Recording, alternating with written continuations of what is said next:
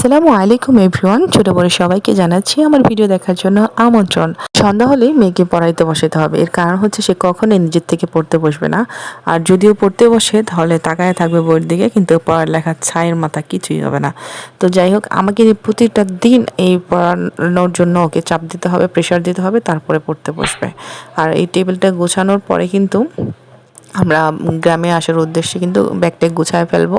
এর কারণ হচ্ছে আমরা ইনশাল্লাহ গ্রামে যাওয়ার জন্য প্রস্তুতি নিয়েছি। আর গ্রামে যাওয়ার জন্য আমাদের লাকিজটা ভরতে হবে। আর লাকিজটা আমরা বেশি কিছু নেব না, অল্প কিছু নেব, পূজার ছুটিতে যাতে বেড়াইতে যেতে পারি সেজন্য। যতটুকু এক সপ্তাহের কাপড় চোপড় যা লাগে সেটুকু। তো যাই হোক, আমরা কিন্তু সব কিছু ঘরটর গুছায় রেখে তারপরে হচ্ছে নিজেদের কাপড় চোপড় গোছানোর জন্য প্রস্তুতি নিচ্ছি। আর সবাই গুড নাইট।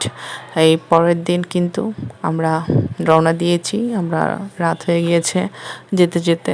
তো আমরা কিন্তু সিএনজিতে করে সবসময় গ্রামে যাই বেশিরভাগই।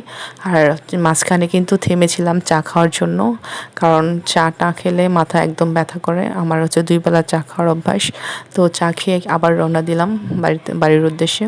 ঢাকা থেকে যখনই বাড়ির খুব কাছাকাছি এসে পড়ি, মনটা তখনই আবেগ আপ্লুত হয়ে যায়। তো কখন বাসায় পৌঁছাবো ঠিক এরকম একটা মনের ভিতরে কাজ করে। যাদের বিয়ে হয়েছে, শ্বশুর বাড়িতে থাকেন তারাই বুঝবেন। তো বাসায় গিয়ে দেখি সব কিছু রান্না করা অলরেডি শেষ। তো পোলাও রান্না হচ্ছে, গরুর মাংস, রোস্ট এগুলো।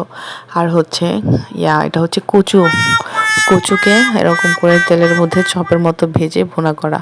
তো যাই হোক, সব কিছু খেয়ে রাতে আমরা ফল টল খেলাম, পেয়ারা কাটলাম, পেয়ারা খেলাম।